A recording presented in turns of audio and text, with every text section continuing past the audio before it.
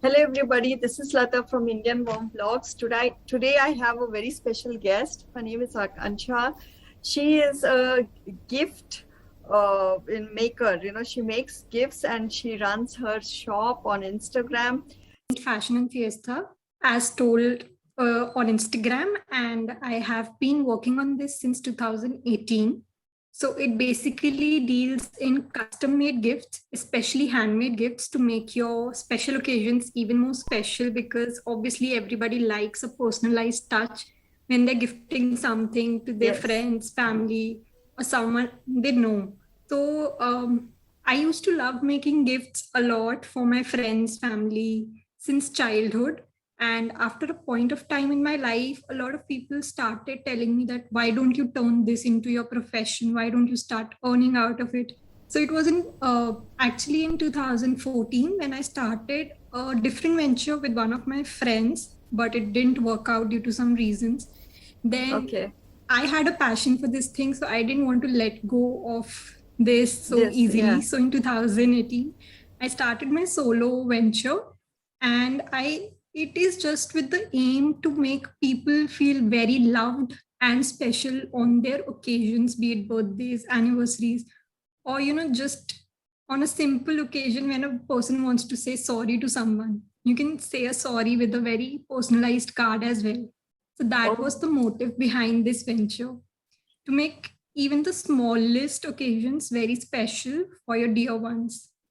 And apart from this, like on my personal front, I've just completed my MBA this year itself, and now I'm planning to take this venture ahead even more professionally, since I'm done with my studies and I can manage things completely in the business aspect.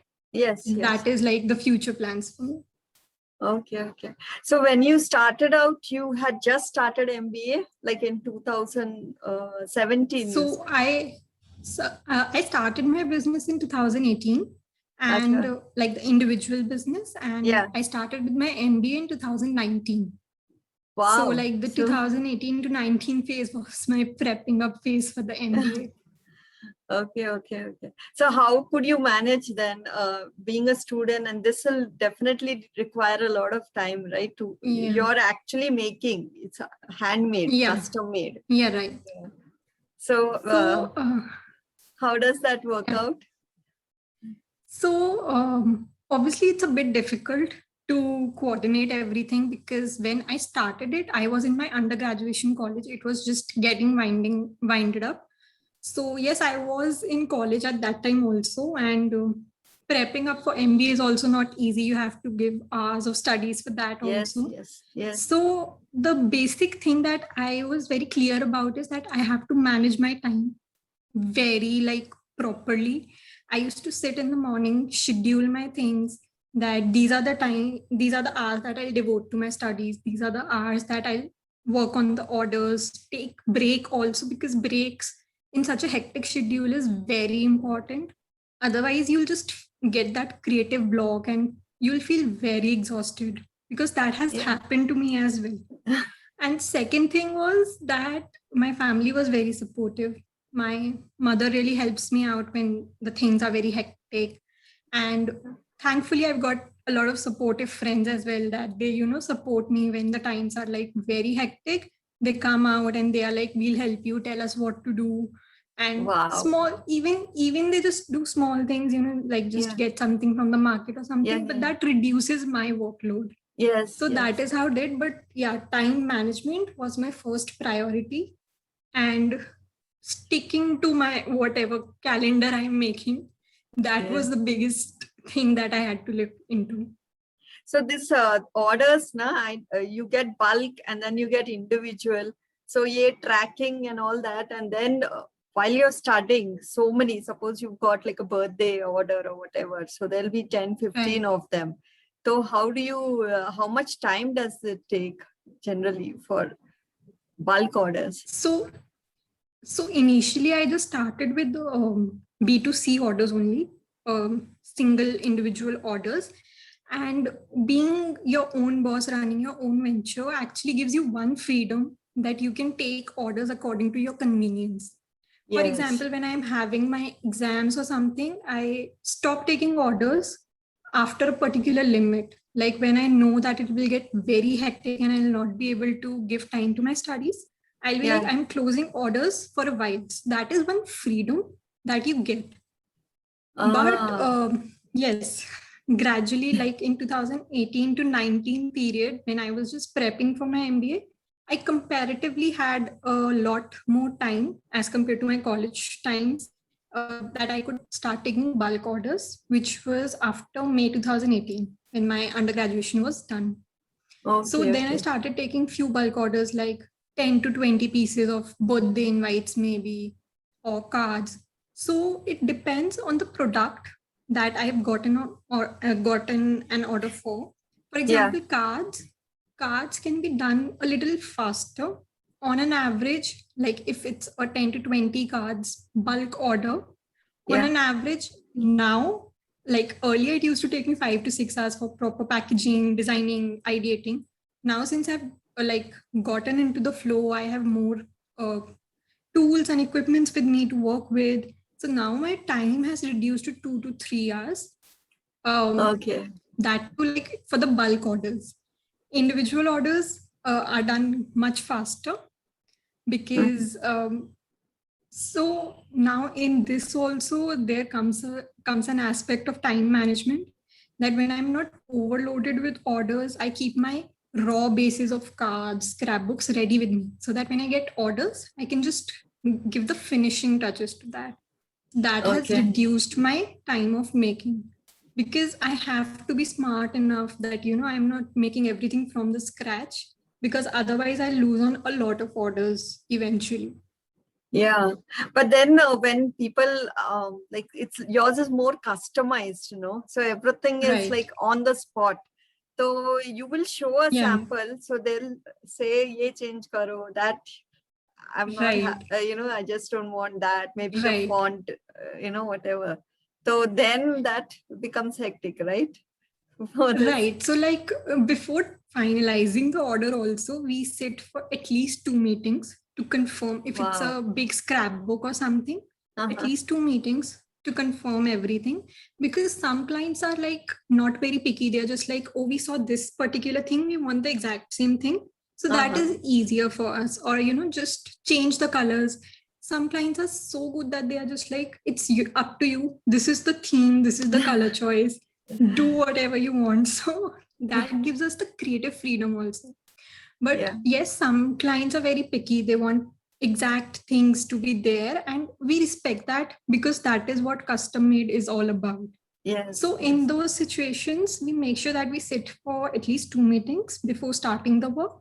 And in between the process also, I especially keep on sending the pictures, so that it's not at the final stage when I have to change everything. Yeah. Because Yeah. if That it's will be a too much. if it's a Yeah. hamper, so if I'm done with few cards in the hamper, I just send them the pictures, because it's easier for me to just change. And if if I have sent like half of the things beforehand only, and Yeah. in that whatever changes they require, that also gives an idea like how to proceed with the rest half of the things. So Yes. that Yes. also makes our work easier. So that Yeah. is how I try and manage that they are also satisfied and my workload is also not increased that much. But yes, there are all kinds of people. Sometimes we do get people who get things changed at the last minute also.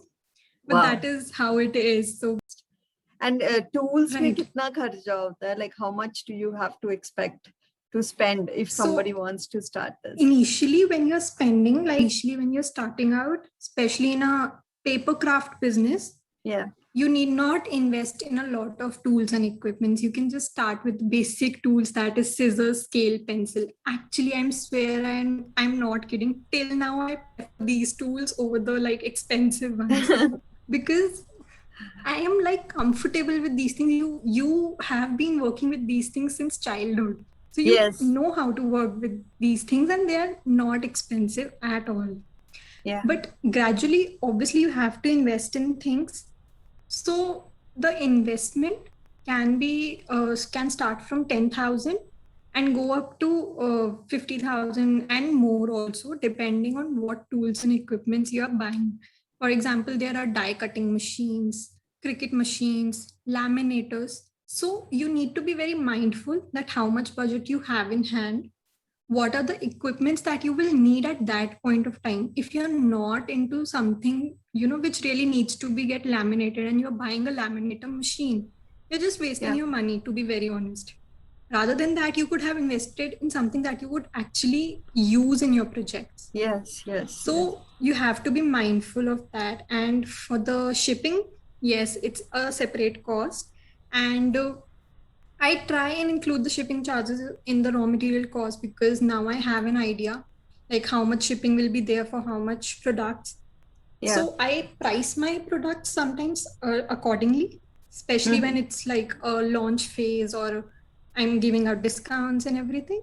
But yes, most of the times shipping charges are extra, and that Yeah. is like explicitly stated in all the negotiations, or all the Yeah. captions. You'll see that the shipping Yes. charges will be extra, so that the customer is also aware that they have to bear the shipping charges over and above the price that they're paying for the product. So this business totally your marketing. Now you have started a website, akankshasaikal.com. Right. So, but Right. previously it was just Instagram, right? The entire business was over Instagram.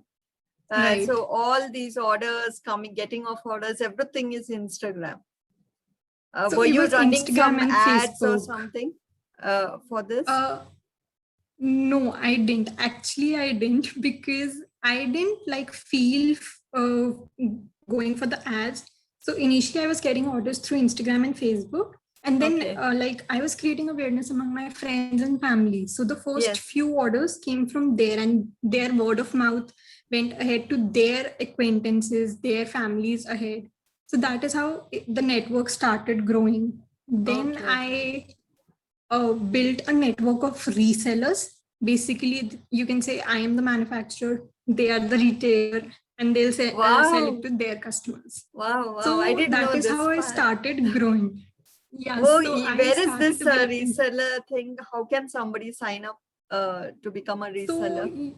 So you just need to contact me. You can contact me through my Instagram or Facebook. Just drop me a message with your number and that you're interested in reselling. So there is a broadcast list that runs on my WhatsApp, and I send like the resellers get the products lesser at the actual price that I am selling to my customers, so that they can keep their margins and sell it further. So they do not have to make anything or something. We are doing that. They do not have to ship anything. We are doing that under their name. It will be their name, their brand name that will go to the customers. But so they can yes, can they select like branding? Joe, I know you must be sending some card with it or something, right? Packaging that also. So for is for the reselling products, we do not use our brand name anywhere, since we want the resellers to create their own brands to get the orders under their name.